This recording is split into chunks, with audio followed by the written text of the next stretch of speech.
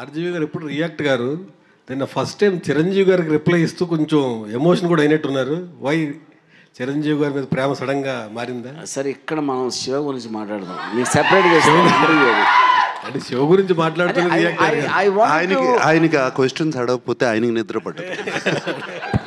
రాము sir, నేను ఏం చెప్పాలనుకున్నా ట్విట్టర్లో చెప్పాను. రాము సార్, రాము గారు హలో, ఇక్కడ హలో సార్, ఇందాక చేజింగ్ సీన్స్ గురించి మాట్లాడారు కదా. వన్ సీన్లో నాగార్జున గారు వెనకాల పడుతున్నప్పుడు ఐ థాట్ అసలు ఆయన దొరికేస్తారు, ఈజ్ సంథింగ్ విల్ హ్యాపెన్. అసలు I've seen the movie lot of times, ఇంటర్నెట్లో చూశాను, ఎప్పుడు చూసాను. It's my favourite movie. Realism పుట్టింది తెలుగులో శివ అని అనుకుంటాను నేను.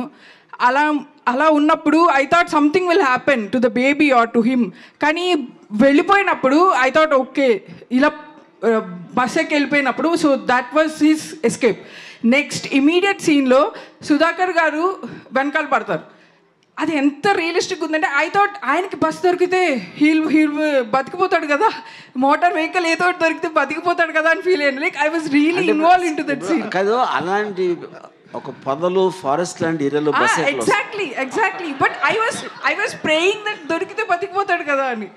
సూపర్, అంటే అంత ఇన్వాల్వ్ చేసింది. బట్ యాక్చువల్గా most challenging is not about the running shots.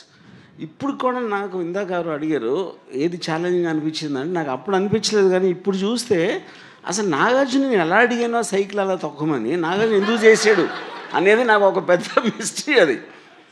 Because Nagarjuna he might know how to ride a cycle, but stunts like holding another jeep or ర్యాండమ్గా ట్రాఫిక్లో ఇటువంటి పైగా ఆ పాపను పెట్టుకుని, దట్ కూడా no not at all. See, one, you're riding the cycle. Then on top of that, the unpredictability of exact physics. ఇంకో జీపుని పట్టుకుంటే ఏ ప్రెషర్ ఎక్కడ పడుతుంది ఎలా తెలుస్తుంది అసలు ఎవరికైనా? యూనో, దానికి తోడు యాక్టింగ్ కూడా చేయాలి మళ్ళీ. సార్, ఫ్రెండ్స్తో ఒక సీన్లో sir I'm still here. Friends introduction scene ఉంటుంది కదా, Sudhakar garu you'll name everyone in the movie, everyone who is in his batch. అది ఎక్కడ లేదు సార్. అంటే తర్వాత వచ్చిన తెలుగు సినిమాల్లో కూడా friends are always side characters are they are invisible.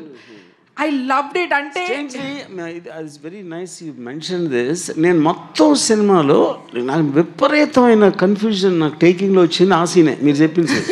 I don't know how to do that and ఆస్ట్ Gopal Reddy cameraman అడిగాను, తర్వాత కెమెరా అసిస్టెంట్ శ్రీనివాస్ రెడ్డి అని, ఇంకోరు అసిస్టెంట్ డైరెక్టర్ అని. వాళ్ళందరూ ఎంత చెత్త ఐడియాలు చెప్పారంటే ఆ ఇన్స్పిరేషన్తో వచ్చింది ఇది. So the only thing I did is just to delay the entry. అందరికీ స్పెషల్గా చూపించాలంటే అందరూ అక్కడ కూర్చుని ఉంటే everybody will become one closeup. So the moment చిన్న తర్వాత వచ్చి ఎవరో తర్వాత అమలా, దానితో everybody became special. You made it real sir. And entrance సీన్లో కూడా అది నాకు ఆ విలన్ రాగానే it felt like I'm in, నేను అక్కడే ఉన్నాను. Some rowdy was attacking me. Like చూసేటప్పుడు ఆఫ్ కోర్స్ నాకు రియల్గా అనిపించింది. So the taking was so realistic. అసలు బయట ఎలా జరుగుతుందో అలాగే ఉంది. It was never even real location, Swapnalok or any నాకు తెలియని లొకేషన్స్ అన్ని మ్యామ్ చెప్తుంటే విన్నా.